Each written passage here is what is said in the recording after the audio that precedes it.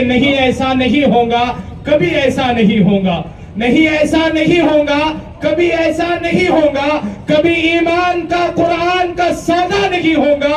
हमें तो कत्ल कर दो शौक से मंजूर है, लेकिन शरीयत के किसी मुद्दे पे समझौता नहीं होगा, शरीयत के किसी मुद्दे पे समझौता नहीं होगा। जोरदार नारे से इस्तकबाल करें अलहाज सदुद्दीन ओवैसी साहब। नारे तकबीर, नारे तकबीर।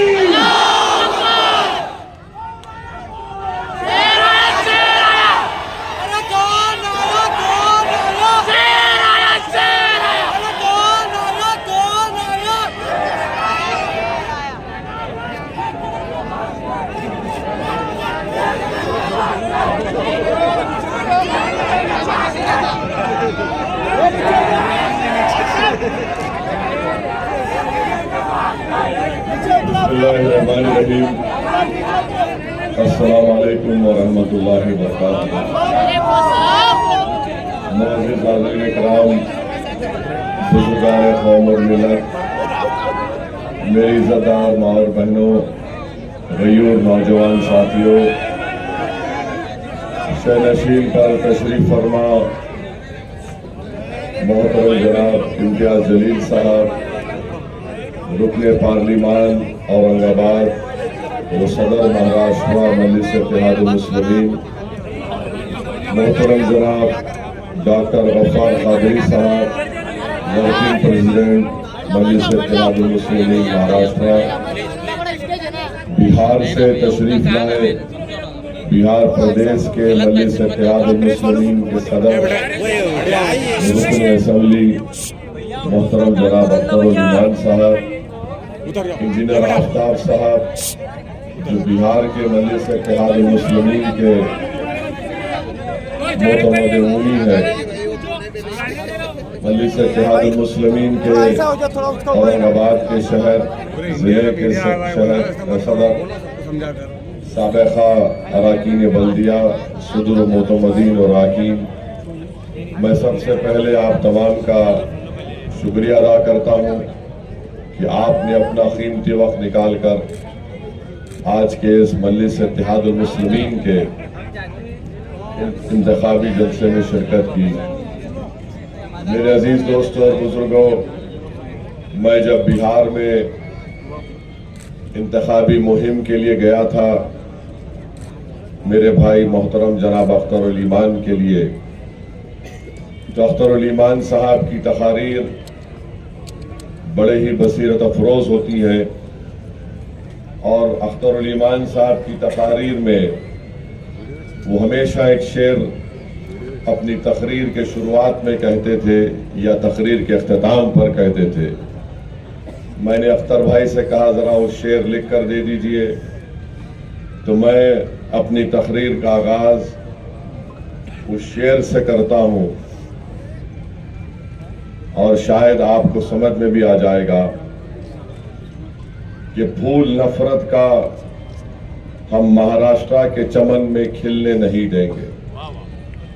फूल नफरत का महाराष्ट्र का फूल नफरत का हम महाराष्ट्र के चमन में खिलने नहीं देंगे। फूल निशान किसका है? मित्रों का है ना। नान खालिया नहीं खा के आए शायद। जरा गर्मी दिखाओ प्यारे। फिर से बोल रहा हूं, फूल नफरत का अपने महाराष्ट्र के चमन में खिलने नहीं देंगे। तीर अदावत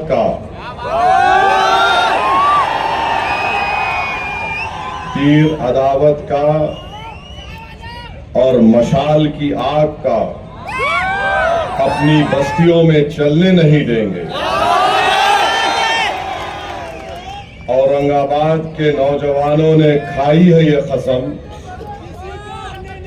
औरंगाबाद की मां और बहनों ने खाई है ये कसम, दलालों को नेता कभी हम बनने नहीं देंगे।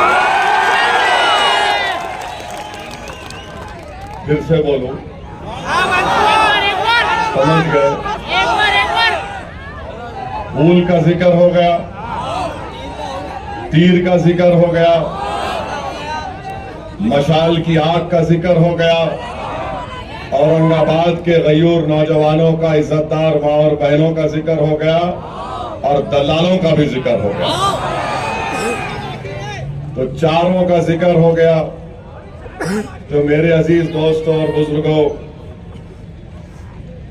आपने अभी इम्तियाज जलील साहब से सुना कि महाराष्ट्र के में 48 लोकसभा की सीटें हैं और 48 में से 2 शिवसेना, 2 राष्ट्रवादी, एक चिचा की, एक भतीजे की और एक आदि कांग्रेस, इन 48 में से इन्होंने किसी भी मुस्लिम अक़लियत को टिकट नहीं दिया। अब रहा सवाल नरेंद्र मोदी का,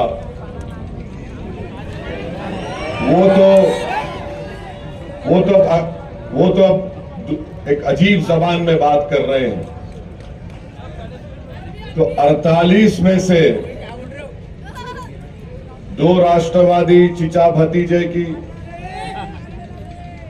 2 शिवसेना, एक तीर अदावत का, एक मशाल जिसमें आग है और आदि कांग्रेस, एक को भी नहीं दिए। और ये मैं नहीं कह रहा हूं, बल्कि उन्हीं के इंडिया अलायंस के लोग कह रहे हैं कि महाराष्ट्र में 1 करोड़ मुसलमान है और एक को भी टिकट नहीं दिए। ये बात आपको सोचना है, औरंगाबाद की आवाम को, कि जो पार्टी 48 में से 1 को टिकट नहीं दे सकती, वो किस बुनियाद पर औरंगाबाद को आकर कह रही है कि इम्तियाज जलील को हराओ। किस बुनियाद पर वो आकर कह रहे हैं कि इम्तियाज जलील दोबारा यहां से कामयाब ना हो। मैं आपके दरमियान में खड़े होकर कह रहा हूं कि 30 साल के एक लंबे अरसे के बाद आपका इत्तेहाद, आपका सियासी शऊर, आपकी मेहनत और आपकी इज्जत नफ्स ने, जो आपने मुत्तहदा अपने के कोर्ट का इस्तेमाल मजलिस इत्तेहादुल मुस्लिमीन के लिए इस्तेमाल किया, 30 साल के बाद इम्तियाज जलील कामयाब हुआ। तो ये तमाम एक हो गए, 2 शिवसेना, 2 राष्ट्रवादी, बीजेपी और आदि कांग्रेस के 48 में क्या रिजल्ट आता 47 में परवाह नहीं, मगर यहां से इम्तियाज जलील नहीं जीतना। तो मालूम हुआ कि सबका एक ही मकसद है कि महाराष्ट्र के सब चुनाव एक तरफ, मगर औरंगाबाद से इम्तियाज जलील कामयाब ना हो। तो मेरी आपसे गुजारिश है कि जब दुश्मन और मुखालिफ ताकतें मुत्तहिद हो चुकी हैं कि आपको कामयाबी से रोका जाए। इम्तियाज जलील एक शख्सियत नहीं है, इम्तियाज जलील एक नाम है, मगर वो इम्तियाज जलील आप तमाम है। आपके हर घर में इम्तियाज जलील है, आपके सामने आपका बेटा इम्तियाज जलील है, आपके सामने हर वो शख्स जो नफरत को मिटाना चाहता है औरंगाबाद से, वो इम्तियाज जलील है। हर वो शख्स जो हिंदू मुस्लिम इत्तेहाद को मजबूत करना चाहता, वो इम्तियाज जलील है। जो दलितों को जुल्म से बचाना चाहता, वो इम्तियाज जलील है। जो दंगरों को उनका मुकाम दिलाना चाहता, वो इम्तियाज जलील है। जो मराठाओं को उनका इंसाफ दिलाना चाहता, वो इम्तियाज जलील है। बताओ, इन औरंगाबाद में इन सब को लेकर चलने वाले का अगर कोई नाम है तो इम्तियाज जलील है। और ये तमाम पार्टियां ये नहीं चाहती कि इम्तियाज जलील कामयाब हो जाए। तो मेरी आपसे गुजारिश है कि इस बार भी 13 मई के दिन आपको अपना एक एक वोट का सही इस्तेमाल करना है। पतंग के निशान पर बटन दबाना है। तीर अदावत का आग जो मशाल में है, इनको शिकस्त देना है। और आपने जो तारीख बनाई थी, उस तारीखी सफर को आपको जारी और सारी रखना है। और चौथी बात यह है कि ये जो शिवसेना का उम्मीदवार क्या कहता था, 30 साल 21 साल एमपी था, कहता था क्या खान या बान, हाँ? खान या बान। आप लोग मुत्तहिद हुए ना? आप लोग, आप में इत्तेहाद है? जोर से बोलो, इत्तेहाद है? तो आपका इत्तेहाद जो कल तक खान बान बोलता था कि मैं हिंदुत्व का नेता हूं, पहली कामयाबी आपको ये मिल गई कि 30 साल में कभी ईदगाह क्या थी नहीं मालूम था, तुमने उसको मजबूर कर दिया ईदगाह पर बुलाकर। ईदगाह पर आया नहीं आया। अब आपका सियासी शऊर इतना बढ़ गया कि आप वो जान चुके हैं कि अब औरंगाबाद की आवाम एक बार इत्तेहाद की ताकत को महसूस कर ली। अब वो इम्तियाज जलील को दोबारा कामयाब करेंगे। तो उसने क्या किया? उद्धव ठाकरे ने कहा, तू अपनी जबान से बोल। क्या बोल? जमात में चलो। मस्जिद में जाकर जो नमाज पढ़ते उनका दिल अच्छा रहता। तो आपने कहा दिल तो इम्तियाज को दे चुके। तो उसने कहा कि जो लोग नमाज मस्जिद के पास आके पढ़ के फूंकते, का पानी बोला ना, पढ़ के फूंकते, खैरे मैं अभी यहां पे हिजबुल बैतल कुर्सी पढ़ के फूका हूं।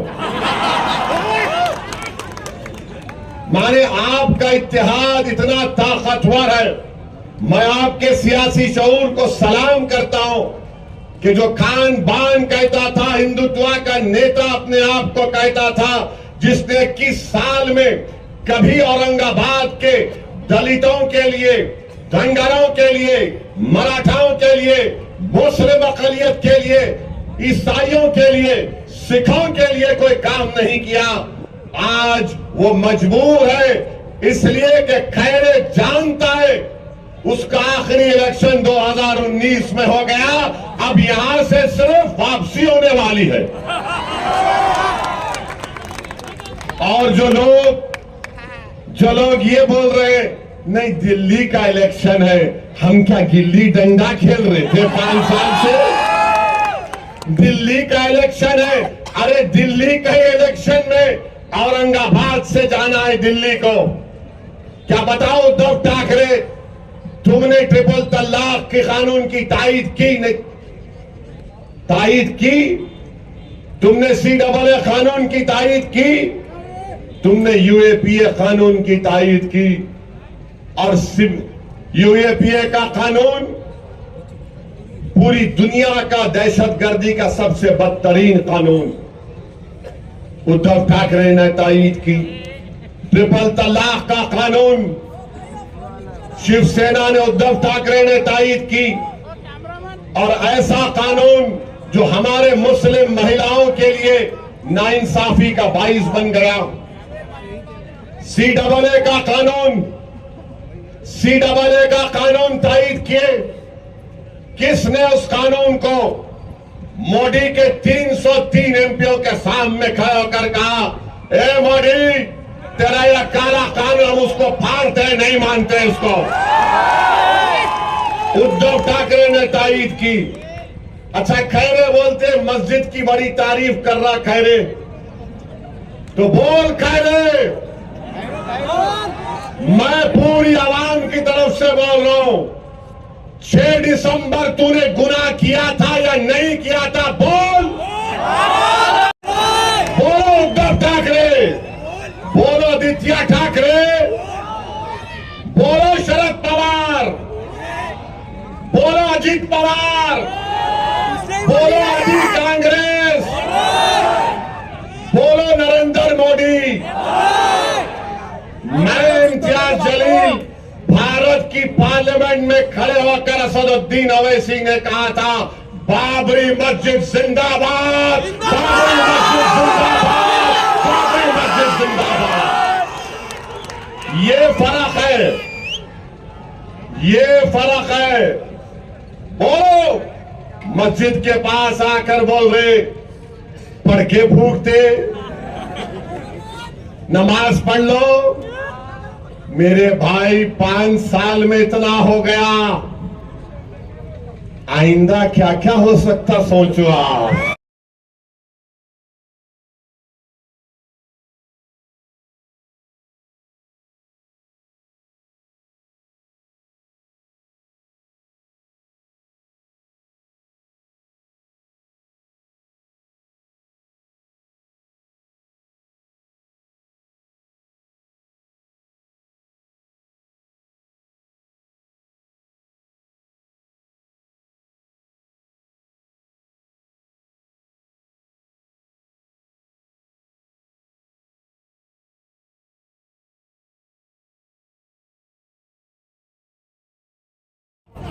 कि 48 लोकसभा की सीट में से जो नए नए सेक्युलर बने हैं उद्धव ठाकरे, अब वो टिकट नहीं देते।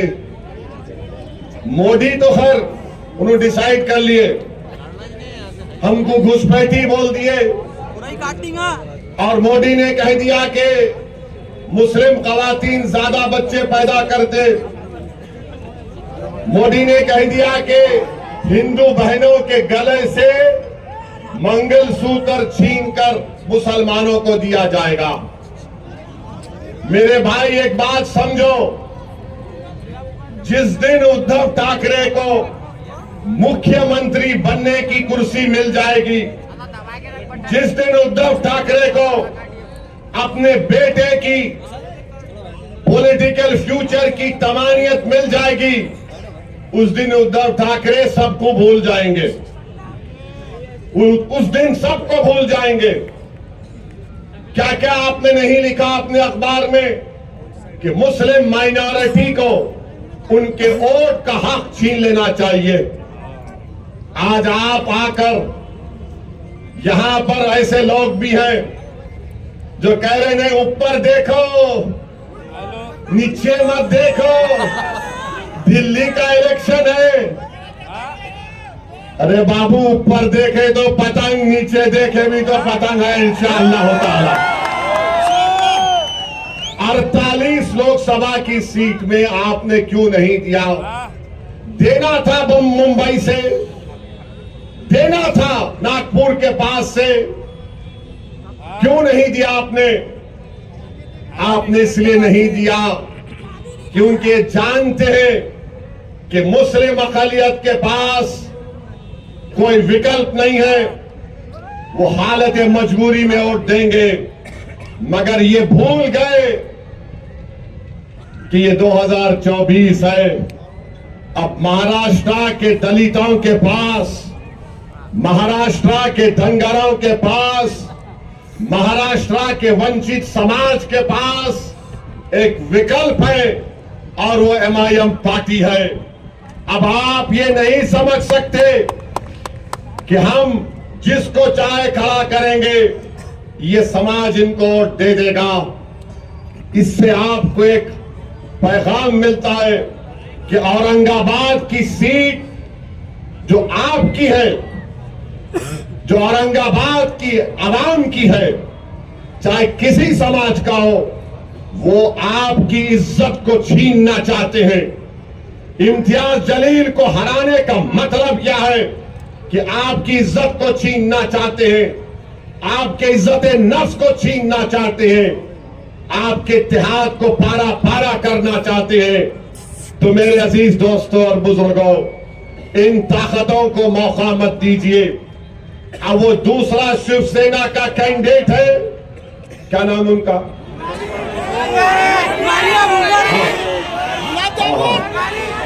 नाम है उनका, अरे नाम है, नाम है, बहुत नाम है उनका।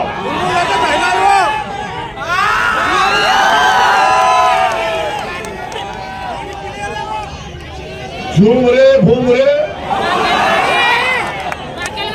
झूम बराबर झूम। उन्होंने खुद जोक बनाते हैं उसके ऊपर। और मेरी नजर में मैं शराब को कुत्ते का पेशाब बोलता हूं। मेरा डेमोक्रेटिक राइट है मेरा। अब उन्होंने एक है, उन्होंने जोक बनाते हैं उसके ऊपर। मेरे भाई एक तरफ घूम रहे और झूम रहे, दूसरी तरफ खैरे, और एक बीच में एक शरीफुल नफ्स, एक मासूम चेहरा रखने वाला आपका खादिम इम्तियाज जलील। आप तीनों की तस्वीर को सामने रखो, भूमरे, खैरे और इम्तियाज जलील, और आपको पता चल जाएगा कि भाई इन दोनों को देखे तो डर लग रहा, इसको देखे तो अपना लग रहा। तो अपनों का साथ दो, देंगे ना आप लोग? 13 तारीख को पूरा एक होकर साथ देंगे ना आप लोग? और जो लोग कटिंग करने पे आए, मत करो, मत करो। मैं तुमसे अपील कर रहा हूं, मैं तुम्हारे अच्छे के लिए बोल रहा हूं। तारीख में तुम्हारा नाम खराब हरूफ में लिखा जाएगा। औरंगाबाद की जब सियासी तारीख लिखी जाएगी तो लोग तुम्हारे नाम को इज्जत से नहीं लेंगे। आप एक थे, एक हैं और एक रहेंगे इंशाअल्लाह ताला। लोग बार बार मीडिया के लोग सवाल करते कि भाई आप इंडी अलायंस में क्यों नहीं गए?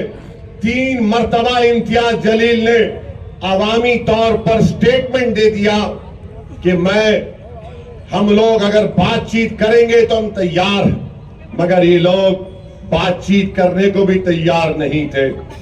मैं आपको एक वाकया सुनाता हूं। एयरपोर्ट पर बैठा हुआ था मैं, आज से चंद दिन पहले मेरे बाजू एक बहुत बड़े इंडी अलायंस के नेता एयरपोर्ट पर देखे। मैं एयरपोर्ट की गेट के पास बैठा हुआ था, वो मेरे बाजू आकर बोले, बहुत बड़े नेता उनके, बोले ओवैसी साहब हाउ आर यू? बोले कैसे?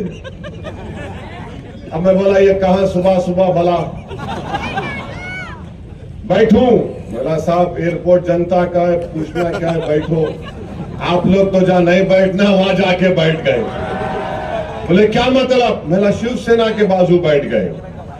खैर बैठे, बैठ के मेरी बहुत तारीफ किए, आप क्या भाषण देते। मैं दिल में सोच रहा था कि मैं क्या कव्वाल हूं। फिर बोले आप पार्लियामेंट में दलाइल के साथ तकरीर करते। फिर बोले आपका नया एमपी बेहतरीन स्पीकर है, और आप पर बहरहाल बहुत सी चीजें बोले। मैं बोला भाई साहब 5 मिनट में आप मेरी पार्टी के एमपी की मेरी तारीफ करें आप, और आपका ताल्लुक महाराष्ट्र से है, ये तारीफ आप जो कर रहे हैं मेरे को लगता है कि मुनाफिकत है, ये हिपोक्रेसी है। बोले क्यों बोल रहे हैं साहब? बोला आप हमारा इम्तियाज आपको पूछा लो अलायंस में, तो आप लोग बोले नहीं। बोले नहीं ओवैसी साहब ऐसा है, अगर आपको हम ले लेंगे तो हमको जो है दूसरों का वोट नहीं मिलता, हमको दूसरों का वोट नहीं मिलता। मैं सुन के ताज्जुब कर रहा था इस शख्स को कि अभी बैठकर कह रहा था कि हिंदुस्तान के संविधान को तुम बचा रहे हो, ऐसी तुम बाबा साहेब अम्बेडकर के ख्वाबों को पूरा करने की बात करते, हम तुम्हारी इज्जत करते। मैं सुन रहा था उनकी गुफ्तगू, और कह रहे थे कि नहीं वोट नहीं मिलता है, वो फुला हो जाएगा। मुझे भी बड़ी तकलीफ हुई, क्योंकि औरंगाबाद में तो इम्तियाज जलील को सबका वोट मिला। इम्तियाज जलील सिर्फ एक समुदाय का नेता तो नहीं है, इम्तियाज जलील को सबने कामयाब किया।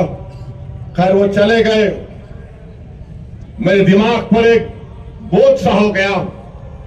मैं अल्लाह से दुआ कर रहा था कि अल्लाह ये सब बातें मुझे सुनना पड़ता परवरदिगार। तो उतने में मेरे पीछे से एक खातून और उनका बेटा उठकर आए और उस खातून ने कहा, बेटे असद। मैं एकदम आंख खोला और देखा, बोले बेटे असद, मैं तुम्हारी इसकी बातें सुन रही थी और मुझे तकलीफ हुई इसकी बातें सुनने के बाद, मगर मेरे बेटे तुम सच्चाई पर हो और तुम यकीन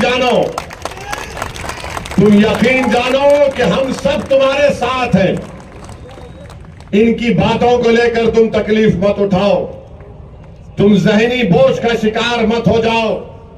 मैंने अपने बेटे से कहा कि अगर मैं मर भी जाऊंगी तो तुम असदुद्दीन ओवैसी का साथ नहीं छोड़ना। मेरे आंख में आंसू आ गए, मैंने कहा कि अगर आप गैर महरम नहीं रहती तो मैं आपके पैरों को छू लेता। तो उस औरत ने कहा, इधर आओ बेटे, और मेरे सर पर हाथ रखा। मेरे आंख से भी 2 कतरे आंसू के निकल गए। उस खातून की आंख से बेशुमार आंसू निकलते गए और बार बार मुझसे कहा, मैं इसकी गुफ्तगू सुन रही थी, मेरा कलेजे में दर्द हो रहा था कि मेरे बेटे को बाजू बिठाकर तारीफ भी करके आज वो कह रहे हैं कि तुमको करीब आने नहीं देंगे।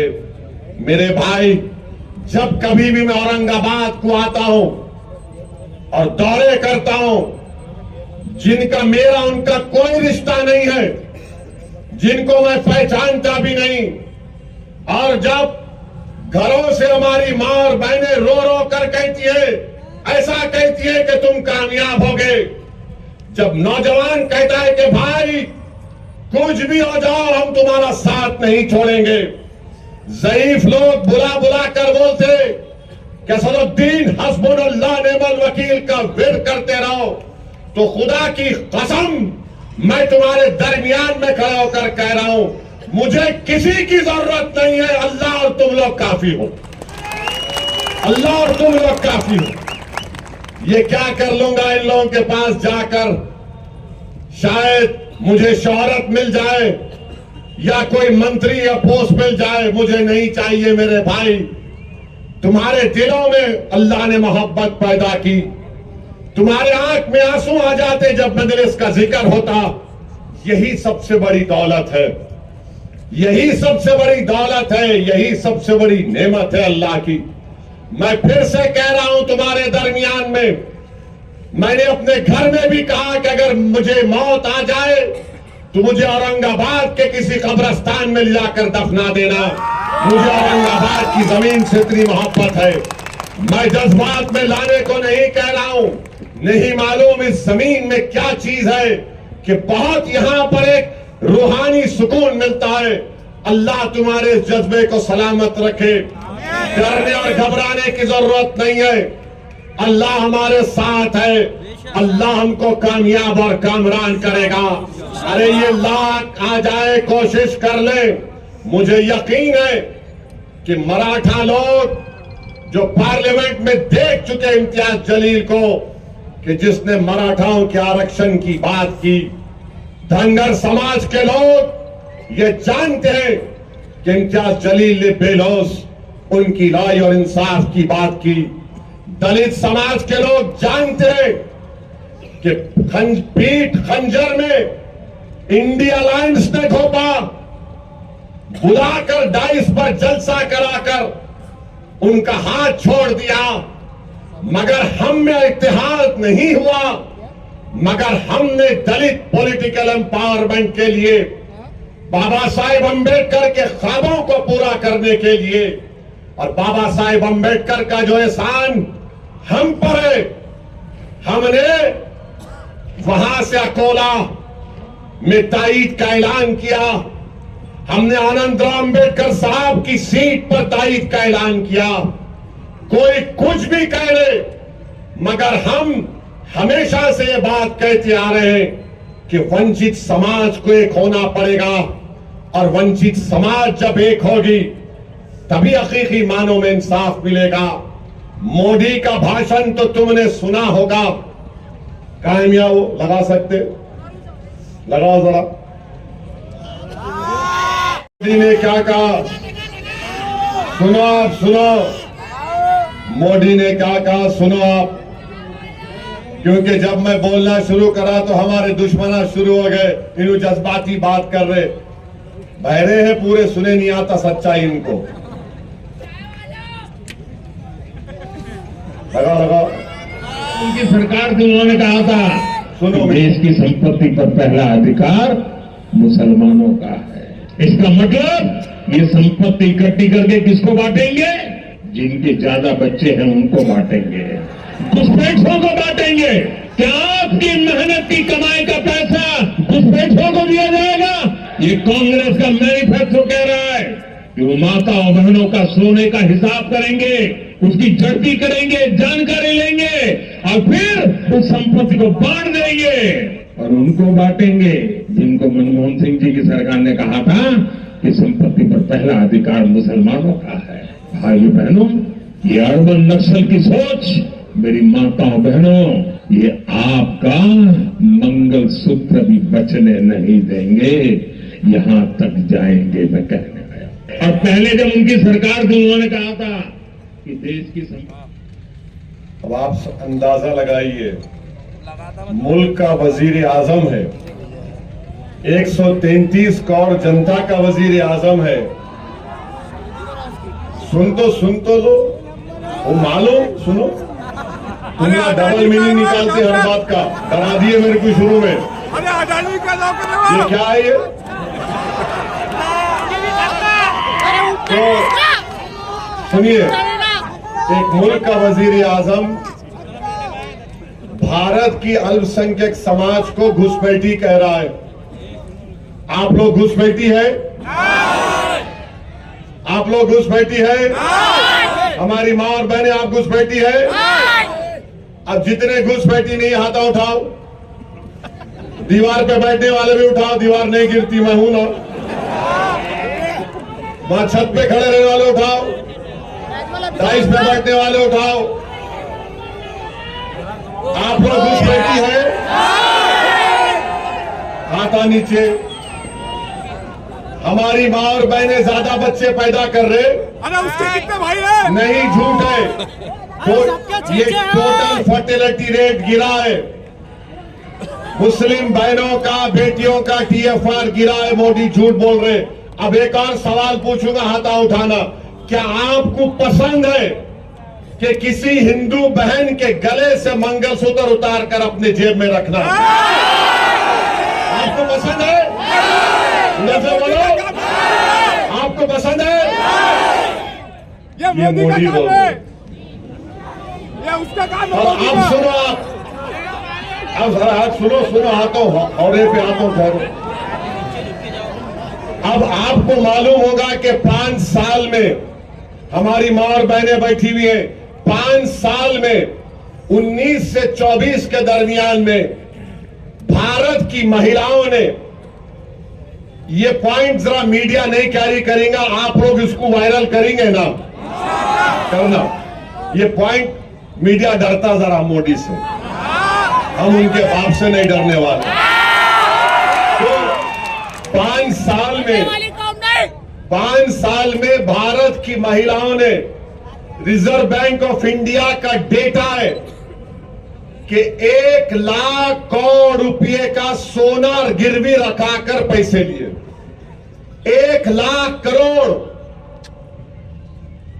अब बताइए मोदी, ये महिलाओं से मोहब्बत है आपकी? भिखारी है वो, भिखारी। 1 लाख करोड़ अगर कोई महिला, कोई खातून जेवर अगर गिरवी रखाती है तो उसके कलेजे पर, दिल पर पत्थर रखकर रखाती है, क्योंकि एक तो या तो उसकी मां की या खानदान की एक निशानी होती, दूसरा वो सोना रखते अपनी औलाद की, बेटी की शादी के लिए, और जब गिरवी रखाते तो किसी का एक्सीडेंट हो गया, शादी कराना है या बच्चे को बाहर भिजाना है या कहीं फीस देना है, नरेंद्र मोदी 1 लाख करोड़ का सोना गिरवी रखा है महिलाओं ने। मेरे अजीज दोस्तों और बुजुर्गों, मगर मोदी कहते हमको जिहादी। आप लोग जिहादी हैं? जिहादी हैं आप लोग? मेरे को तो दिन रात बोलते रहते, मगर आवाम को गाली देना एक देश का वजीर आजम है। आप बताइए मेरे अजीज दोस्तों और बुजुर्गों, क्या मुल्क का हाल नरेंद्र मोदी कर दिए? आप बताइए, कल अगर CAA NPR NRC होगा तो क्या उद्धव ठाकरे आकर ठहरेंगे औरंगाबाद में? अगर CAA NPR NRC होगा तो उसके माने क्या है कि अगर डॉक्टर गफ्फार कादरी, हमारे इम्तियाज जलील और हमारा ये दलित नेता भाऊ जो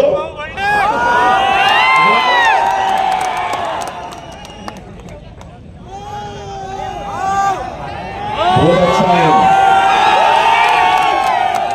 अगर इनका नाम, तीनों का, डॉक्टर साहब का नाम आ गया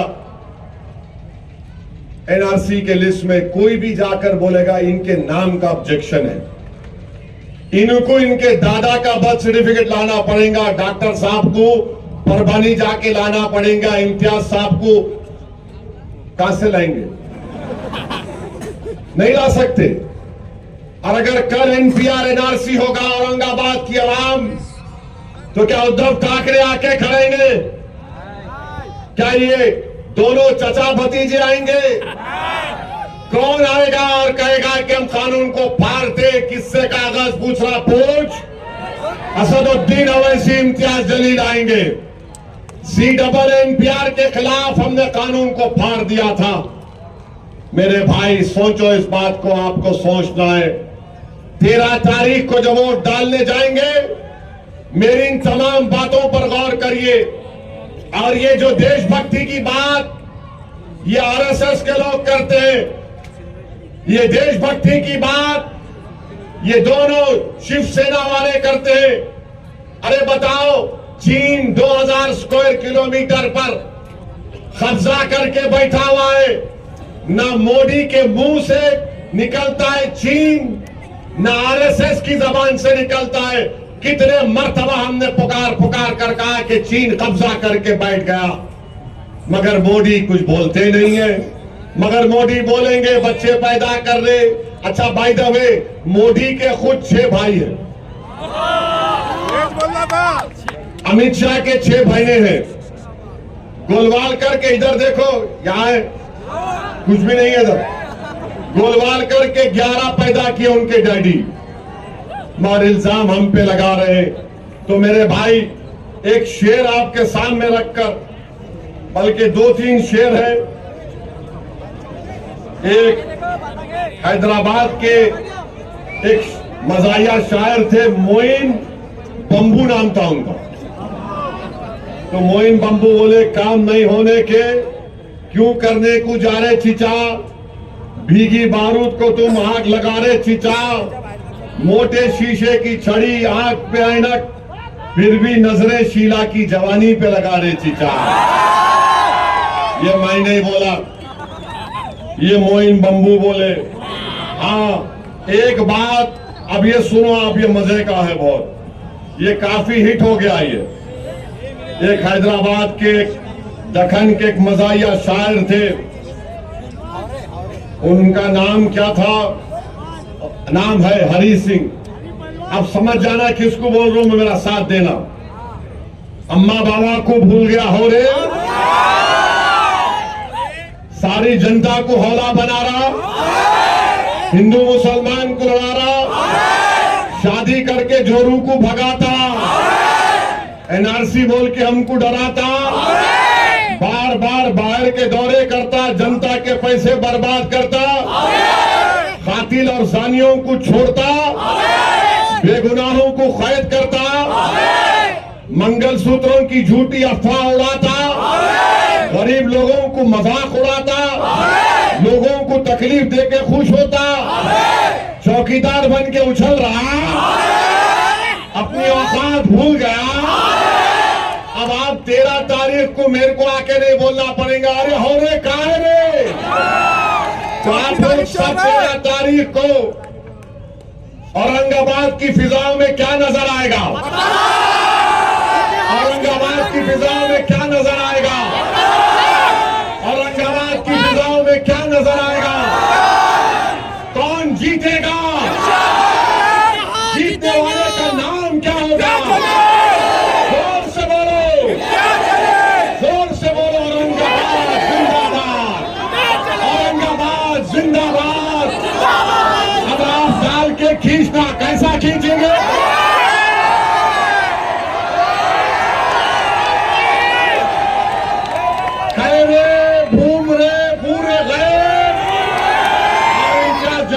कामयाब करिए।